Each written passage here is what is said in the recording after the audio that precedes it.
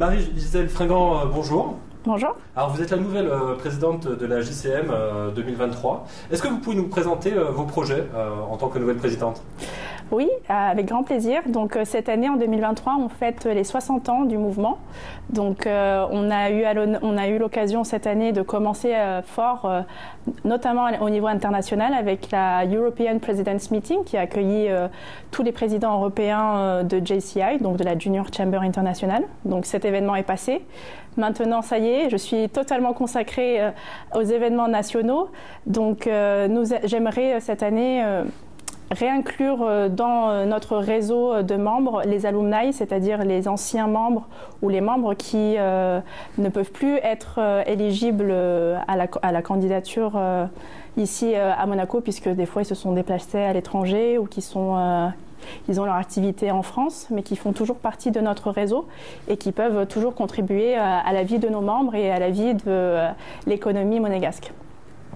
Et ensuite, évidemment, j'aimerais intégrer de façon plus explicite les objectifs de développement durable, puisque issu d'une formation en droit de l'environnement, il me tient à cœur et je pense qu'il est urgent qu'on applique ces objectifs de développement durable dans nos programmes, dans nos actions et dans nos formations.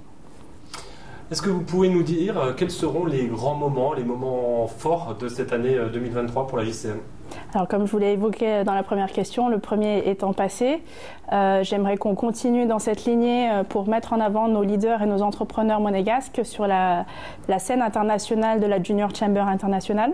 Donc j'aimerais qu'on postule pour des trophées, notamment avec nos entrepreneurs issus du concours de création d'entreprises, mais aussi avec les personnalités, notamment nos membres, qui ont un parcours exceptionnel et qui contribuent à faire de ce monde un monde meilleur, non seulement la principauté, mais aussi le monde dans un sens beaucoup plus large.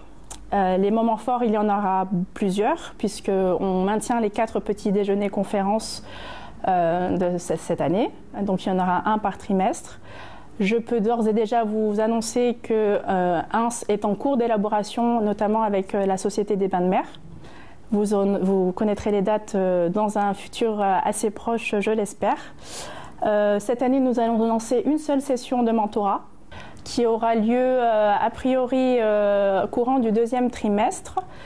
Nous avons décidé de faire qu'une seule session afin de privilégier la qualité du suivi de ce programme qui met en relation un mentor avec un mentoré afin d'accompagner le mentoré dans son parcours de leader et de jeune cadre ou de jeune entrepreneur.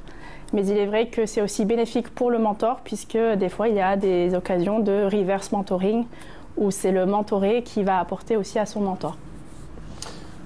Alors vous aviez évoqué ce grand rendez-vous des présidents des chambres internationales qui a eu lieu à Monaco en début du mois de février.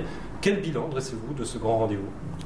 Alors beaucoup d'émotions puisque c'était le premier depuis 2 ans au niveau de la Junior Chamber International Europe qui a eu lieu en présentiel.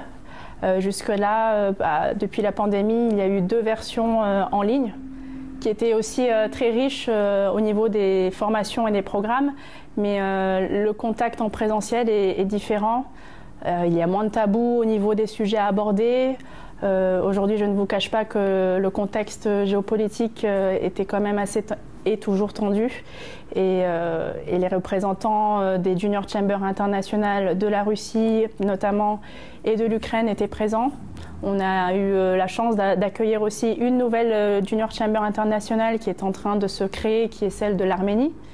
Donc sur 35 pays de JCI Europe, on a eu la présence d'une trentaine. Donc c'est quand même assez exceptionnel. Monaco est toujours aussi attractif, mais aussi la situation géopolitique a permis de tous les motiver à venir cette année. Est-ce que vous pouvez nous dire aussi quels sont les atouts que présente Monaco pour de jeunes entrepreneurs?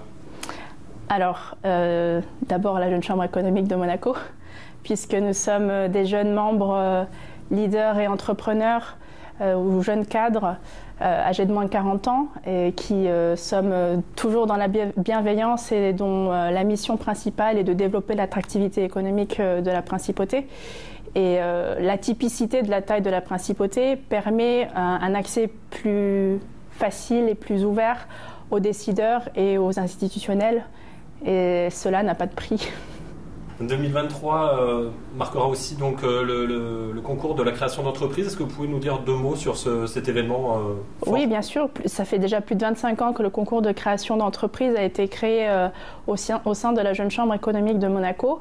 Et cette année, il aura lieu. La plateforme ouvrira pour les inscriptions des candidats. Elle ouvrira fin du premier trimestre.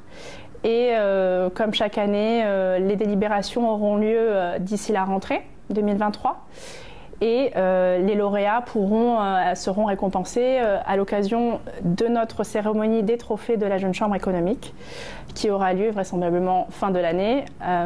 Bien entendu, les dates ne sont pas encore fixées puisqu'on est toujours dans la négociation, mais ce sera l'occasion de marquer la fin de l'année des 60 ans de la Jeune Chambre économique de Monaco.